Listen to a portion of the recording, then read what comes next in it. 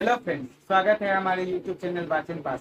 जैसा कि हमारे दोस्तों ने आप लोगों को बताया होगा इंट्रोडक्शन क्लास में, इस चैनल में SSC bank and all other competitive exam का प्रिपरेशन के लिए हम लोग पढ़ाएंगे।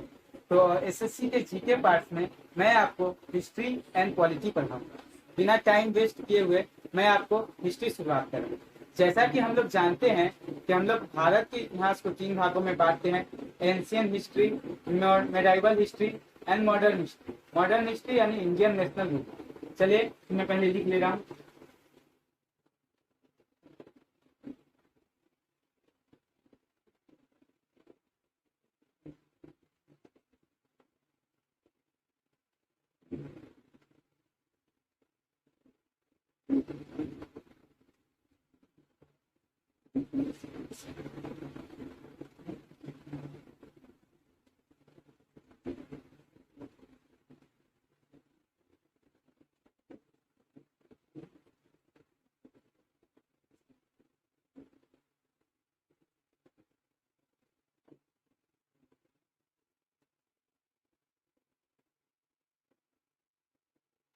ठीक है, एंशियंट हिस्ट्री को हम लोग 3200 बीसी से 980 तक यानी 980 तक मानते हैं। और मेडाइवल को हम लोग 1191 से लेकर 1707 एडी तक मानते हैं। और मॉडर्न को हम लोग 1707 से 1950 तक मानते हैं। 1950 में हमारा संविधान लागू हो चुका था और हम लोग अपने संविधान के मुताबिक चलना फिरना शुरू कर दिए थे।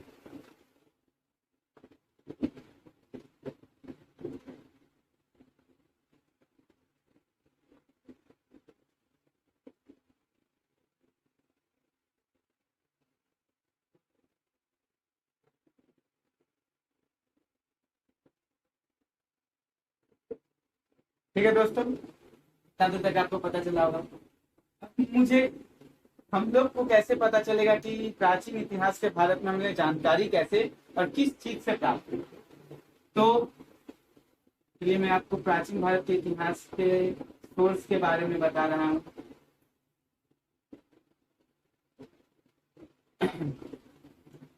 Source of information.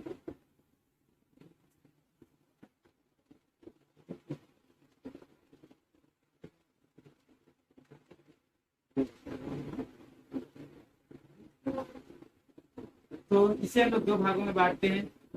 एक आता है लिटरेचर सोर्स,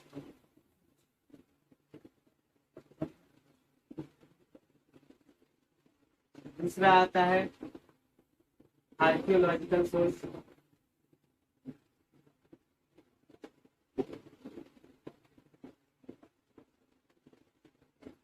लिटरेचर सोर्स को हम लोग 2 भागों में बांटते हैं। एक आता है रिलीजियस लिटरेचर,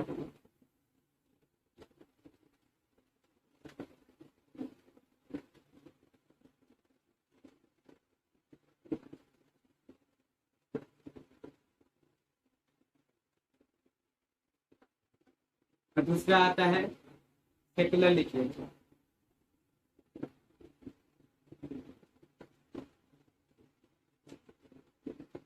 रिलीजियस लिटरेचर को हम लोग रिलीजियस लिटरेचर में हम लोग 3 भाग पढ़ते हैं।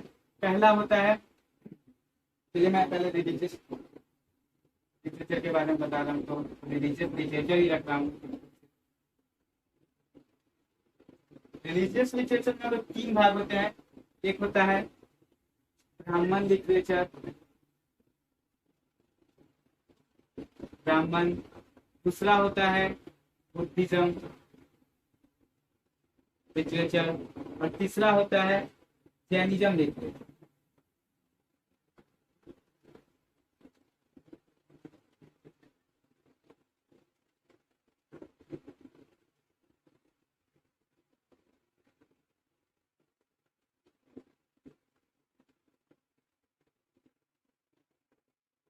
ठीक है, ब्राह्मण लिटरेचर में क्या क्या आते हैं? वेद, उपनिषद, महाभारत, रामायण,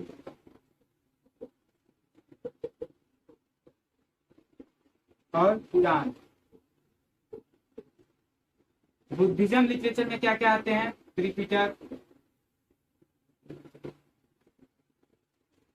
महावंश, दीपवंश और दिव्य धर्म। ठीक है। जैनिज्म लिटरेचर में क्या क्या आते हैं? परिशिष्ट पूर्व,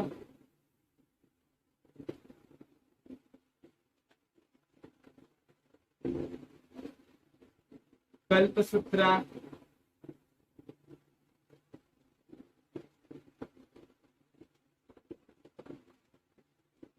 और परिशिष्ट पूर्व, कल्पसूत्रा और एक आते हैं भगवती सूत्र।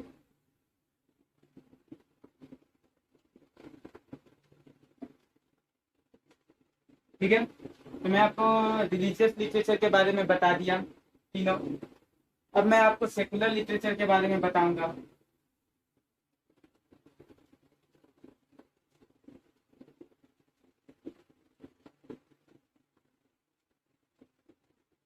दूसरा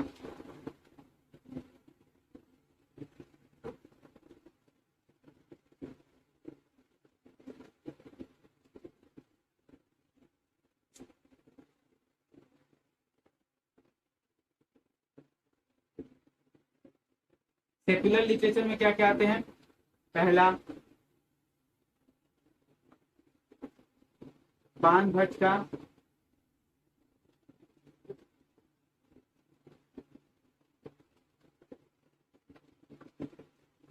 का हर्षचरित्र,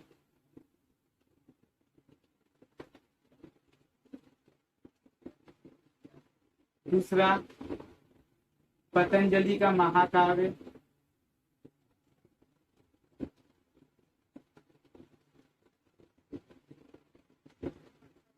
तीसरा विशाखा दत्त का मुद्रा राक्षस,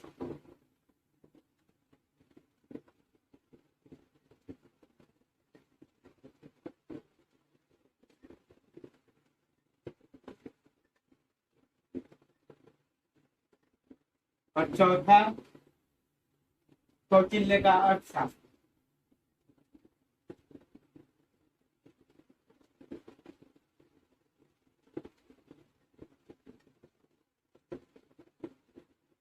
ठीक है दोस्तों। तो सेकुलर लिटरेचर में क्या क्या आते हैं? बाण भट्ट का हर्षचरित्र, पतंजलि का महाकाव्य, विशाखा दत्त का मुद्रा राक्षस और कौटिल्य का अर्थशास्त्र। अब मैं आता हूँ आर्कियोलॉजिकल सोर्स के बारे में आपको बताने के लिए।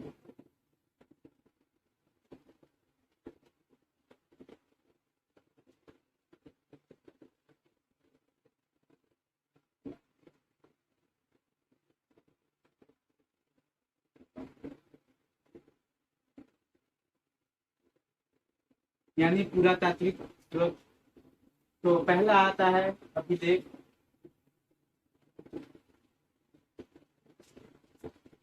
दूसरा आता है अभिलेख यानी रिकॉर्ड, दूसरा आता है कॉइन्स, सिक्के यानी कॉइन्स, तीसरा आता है मृदभांड यानी पोटेरी, चौथा आता है मूर्तियां यानी कल्चर, पांचवा आता है स्मारक भवने,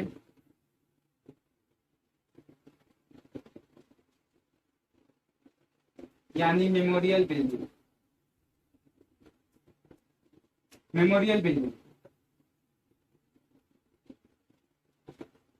ठीक है दोस्तों। तो आर्कियोलॉजिकल सोर्स में क्या क्या आते हैं? अभिलेख यानी रिकॉर्ड, सिक्के यानी कॉइन्स, मृदभांड यानी पोटरी, मूर्तियां यानी स्कल्पचर और स्मारक भवन यानी मेमोरियल बिल्डिंग। ठीक है। अब हम आते हैं आपके स्टोन एज। ये मनुष्य की प्रारंभिक स्थिति मानी जाती है स्टोन एज को, यानी मनुष्य का जीवन यहीं से शुरुआत होता है। पाषाण युग को मनुष्य का प्रारंभिक जीवन भी कह सकते हैं।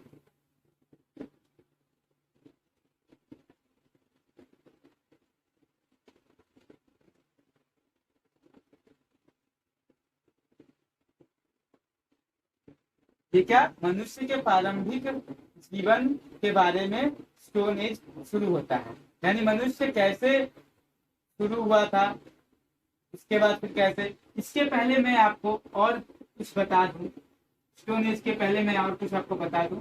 तो पहले आता है प्री हिस्टोरी एज।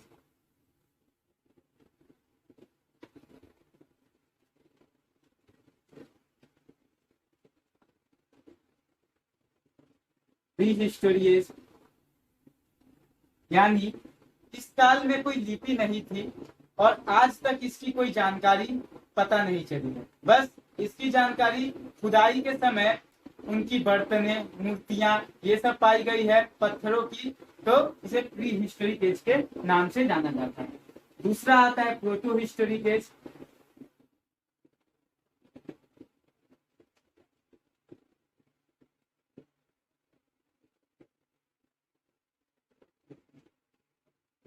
यानी इस काल में लिपि का तो निर्माण हो चुका था, लेकिन इसे आज तक कोई पढ़ नहीं सका है, जैसे हड़प्पा सभ्यता। तीसरा आता है हिस्टोरिक एज।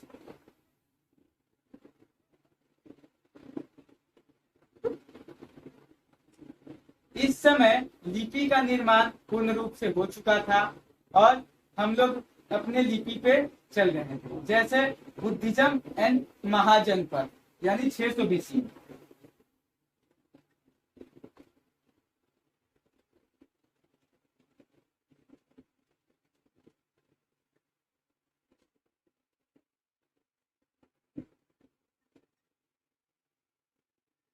आपको पता चल गया होगा कि प्री हिस्ट्री एज क्या है, प्रोटो हिस्टोरी एज क्या है और हिस्टोरिक एज क्या है। ठीक है, मैं फिर भी एक बार बता दे रहा हूँ प्री हिस्टोरी क्या है। प्री हिस्टोरिक एज यानी उस काल को कहते हैं जब कोई लिपि का निर्माण नहीं हुआ था। प्रोटो हिस्टोरिक एज उस काल को कहते हैं लिपि का तो निर्माण हो चुका था, लेकिन इसे आज तक कोई नहीं पढ़ पाया है, जैसे हड़प्पा सभ्यता। हिस्टोरिक एज यानी इस समय लिपि का निर्माण पूर्ण हो चुका था, जैसे बुद्धिज्म एंड महाजनपद। चलिए अब मैं आता हूँ स्टोन एज के बारे में।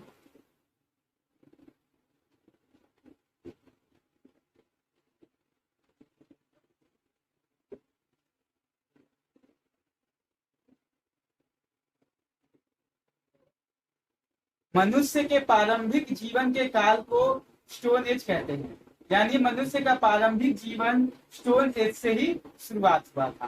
पहला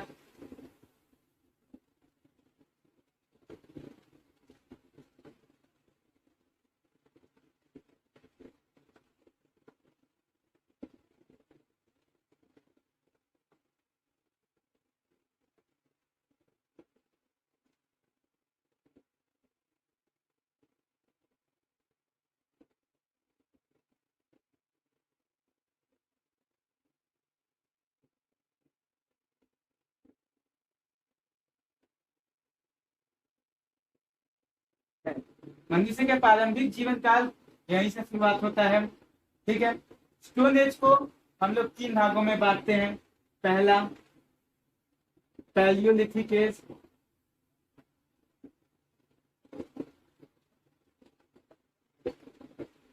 दूसरा मेसोलिथिक एज और तीसरा नियोलिथिक एज।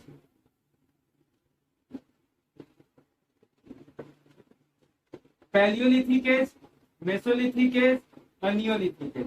पैलियोलिथिक एज यानी पूरा पाषाण काल। मेसोलिथिक एज यानी मध्य पाषाण काल और नियोलिथिक एज मतलब नव पाषाण काल। ठीक है दोस्तों, तो मैं इसे विचार रहा हूँ, आप लोग नोट डाउन करते रहिएगा।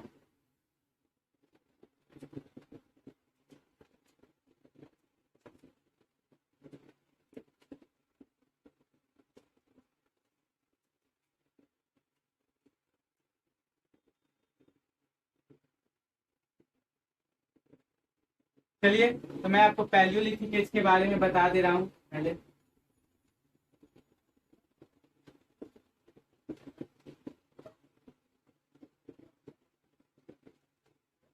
Palaeolithic age.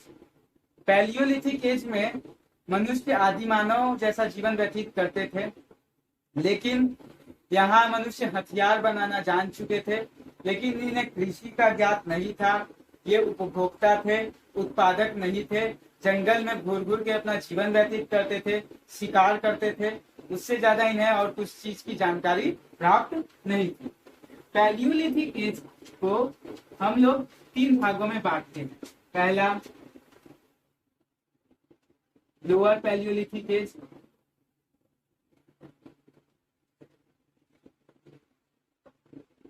दूसरा मिडिल पैलियोलिथिक एज,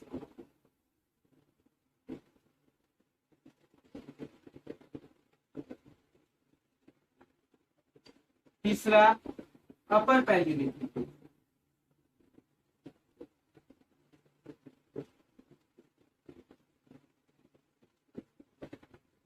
ठीक है, लोअर पैलियोलिथिक एज को हम लोग 2,50,000 BC से 1 लाख BC मानते हैं।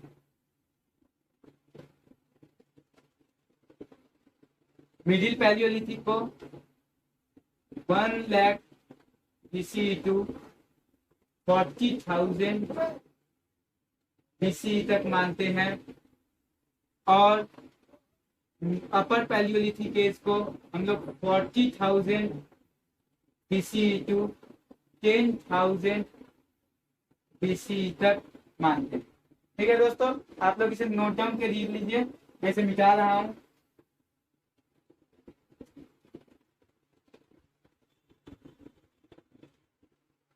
चलिए, तो पहले मैं पैलियोलिथिक एज के बारे में थोड़ा बता दूं। पैलियोलिथिक एज, पैलियोलिथिक एज का नाम पैलियोलिथिक क्यों पड़ा? तो यूनानी भाषा में पैलियो का मतलब होता है प्राचीन,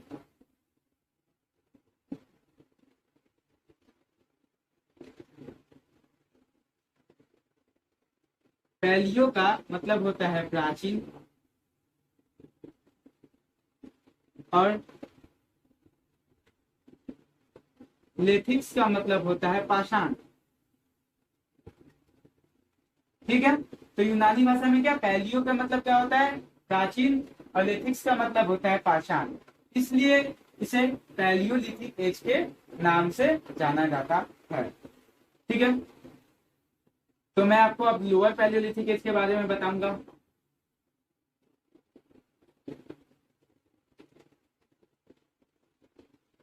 पहले पैलियोलिथिक एज के बारे में हम लोग जान ले और दूसरा।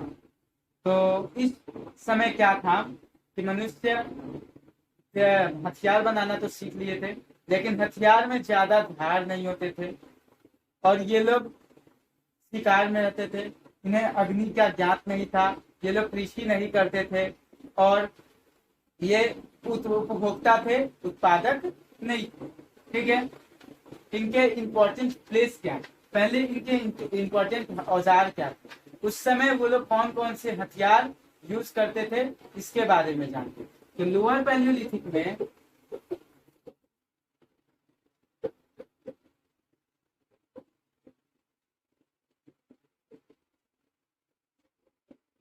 एज में हैंडेक्स का इस्तेमाल करते थे। मिडिल पैलियोलिथिक में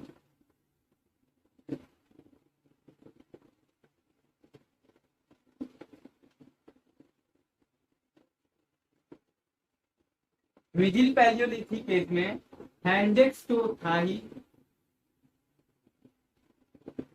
और फ्लैक्स यानी सल्क भी आ चुका।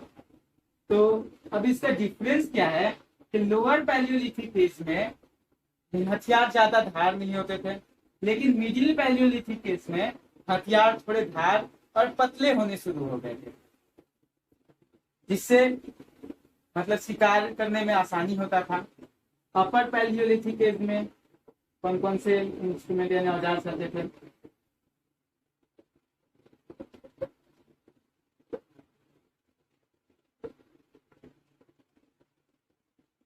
इंडेक्स,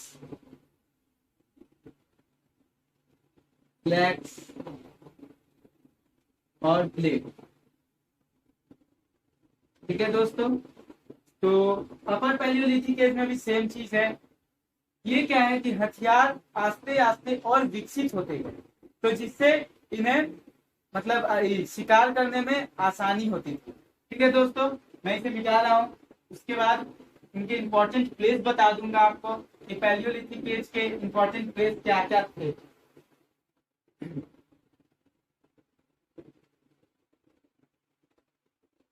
तो पैलियोलिथिक एज में इंपॉर्टेंट प्लेस है, पहले पहलगांव। पहलगांव इंपॉर्टेंट प्लेस लिख दे रहा हूँ।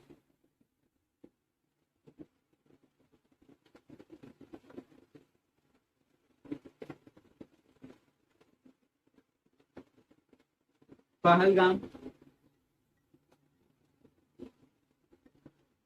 यानी कश्मीर। दूसरा बेलन घाटी,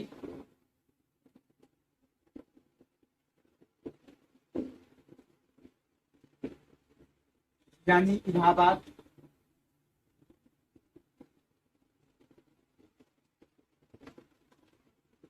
तीसरा भीमबेटका,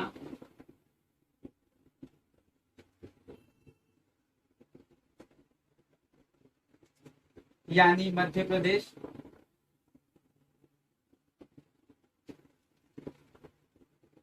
चौथा राजस्थान।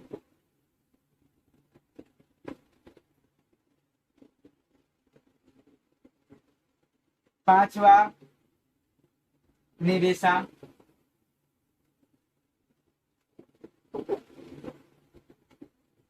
छठा कुसुगोई।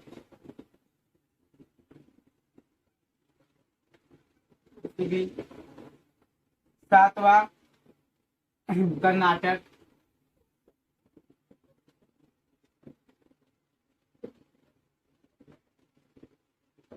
ऐसे बहुत सारे प्लेस पैलियोलिथिक एज में आते हैं जहां से इनकी साक्ष्य प्राप्त है।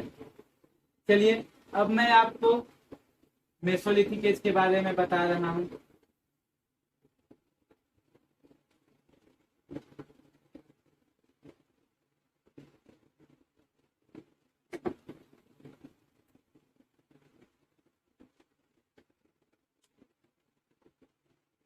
ठीक है,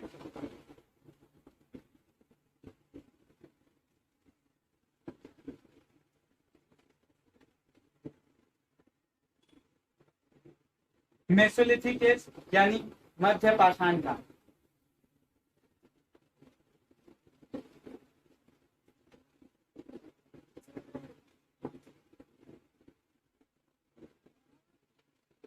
मध्य पाषाण काल, इस काल में इंसान थोड़े विकसित हो चुके थे। ये पशुपालन के बारे में थोड़े जानने लगे थे। ये लोग शिकार करने जान चुके थे अच्छे से, और इनके हथियार काफी विकसित हो चुके थे। ठीक है, तो मैं ये लिख दे रहा हूं।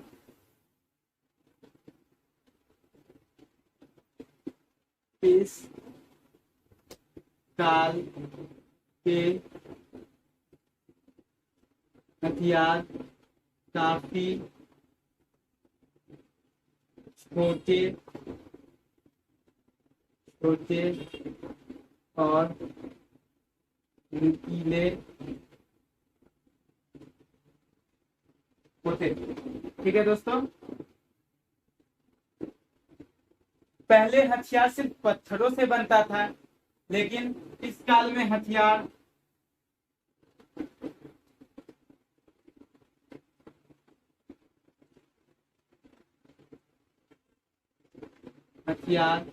कच्चे पदार्थ यानी जिस पर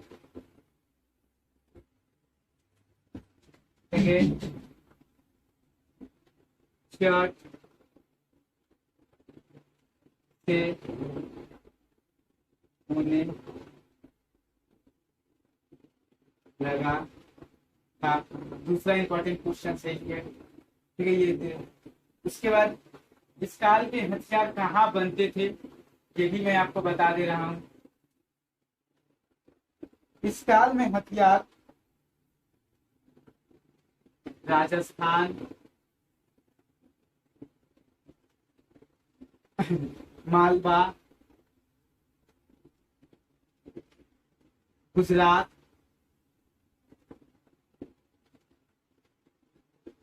वेस्ट बंगाल,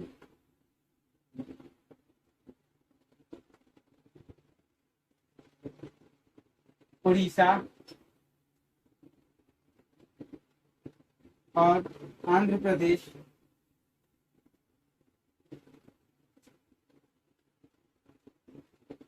में पाए गए हैं। ठीक है दोस्तों, उसके बाद और एक इंपॉर्टेंट बात,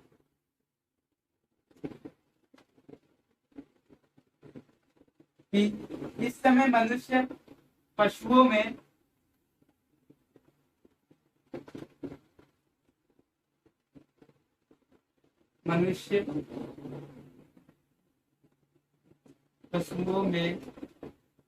गाय, बैल, गेंडा,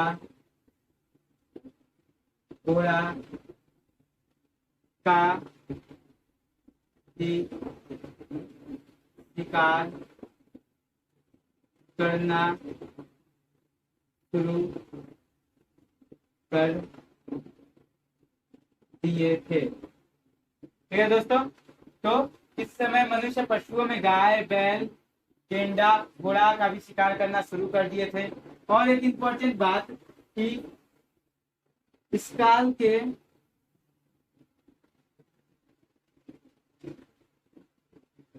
अंत होते होते मनुष्य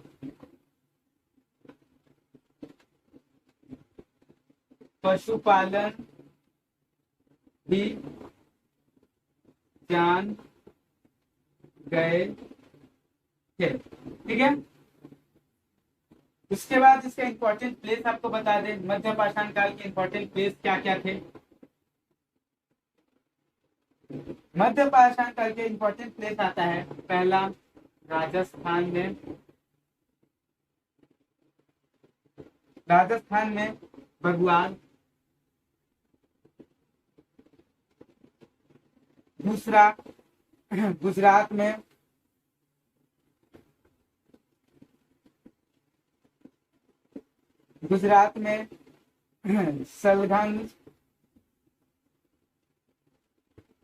सलघान, उसके बाद सरायनहार,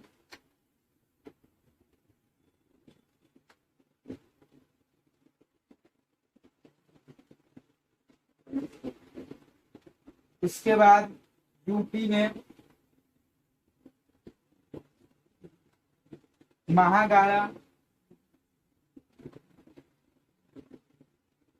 एमपी में भीमबेटका। ठीक है, और एक बात, मध्य पाषाण काल को हम लोग कौन कितने से कितनी ईस्वी तक मानते हैं? 9000 से 4000 ईसा पूर्व तक। ठीक है, अब हम आते हैं नियोलिथिक एज के बारे में, यानी नव पाषाण काल में। और एक बात, मध्य पाषाण काल में ही होमोसेपियंस मनुष्य का उदय हुआ था, ये भी आप बात मान लीजिएगा, देख लीजिएगा। मध्य पाषाण काल में मनुष्य का होमो सेपियंस का रूप देखा गया था, यानी पैलियोलिथिक एज में मनुष्य नेग्रेटो टाइप के, यानी नेग्रेटो प्रकार के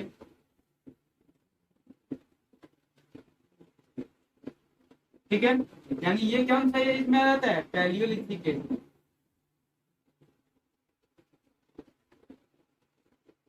ठीक है, चलिए मैं मिटा रहा हूँ। अब आ रहा हूँ मैं नियोलिथिक एज में।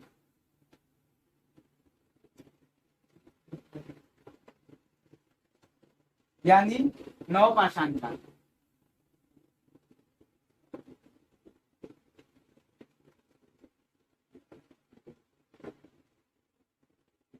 छह हजार बीसी से 1000 बीसी, इस समय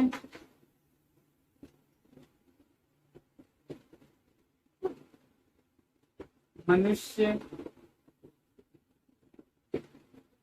कृषि करना जान गए थे और पशुपालन भी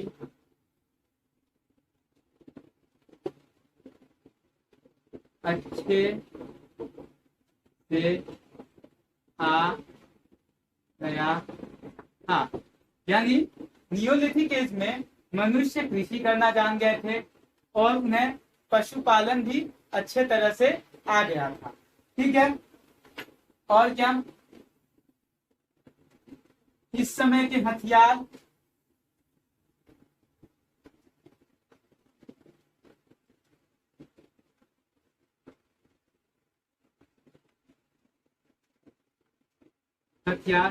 और भी नुकीले और मजबूत हो चुका था। ठीक है, ये मिटा रहा हूं। उसके बाद आता है कि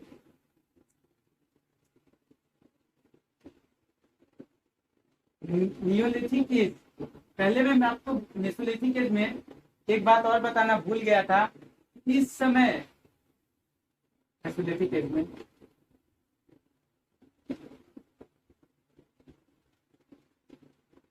कुत्ता सबसे पहला पालतू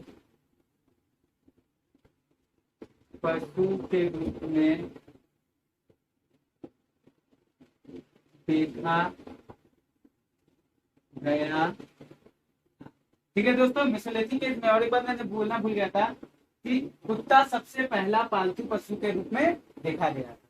सेम चीज अब नियोलिथिक एज में क्या हुआ था, इस समय मालिक के साथ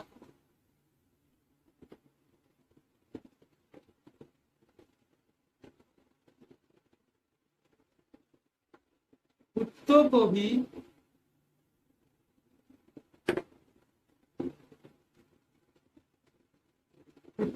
भी दफनाया जाता था। इस समय मनुष्य गुफाओं में अपना जीवन व्यतीत करते थे। ठीक है, ये लोग घूरते फिरते नहीं थे, ये लोग एक जगह पे स्थिर रहते थे। और भी बहुत सारी बातें हैं। ठीक है, अब मैं आपको इनका न्यूलिथिक एज के इंपॉर्टेंट प्लेस के बारे में बताऊंगा।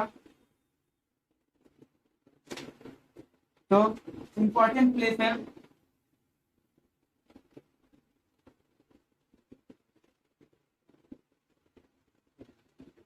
बिहार,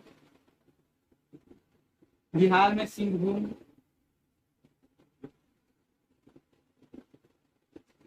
दूसरा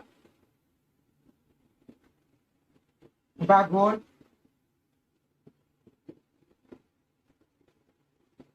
बाघोल कहाँ है, बिहार में ही। उसके बाद आता है मध्य प्रदेश में भीमबेटका,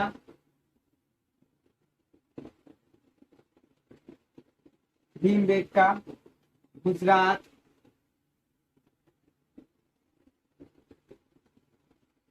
कोरापुर, दोआब,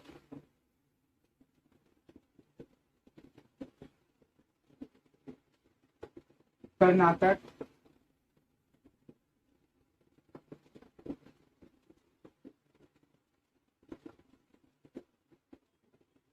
और राजस्थान। ठीक है। और एक बात, इसकी यही एक एज है जिसने सबसे पहले कृषि आरंभ किया था मेहरगढ़। यानी मेहरगढ़ कहाँ था? बलूचिस्तान, न्यू पाकिस्तान में। तो मैं ये बात आपको पहले बता दे रहा हूँ, फिर मैं नेक्स्ट पार्ट में भी बताऊंगा ये बात, लेकिन आज भी एक बता दे रहा हूँ मेहरगढ़ के बारे में। सबसे पहले यही कृषि कार्य आरंभ हुआ। ठीक है दोस्तों, बस आज के लिए मैं इतना ही बता रहा हूं। अगर ये वीडियो आपको अच्छा लगे तो लाइक कीजिए, शेयर कीजिए और सब्सक्राइब कीजिए।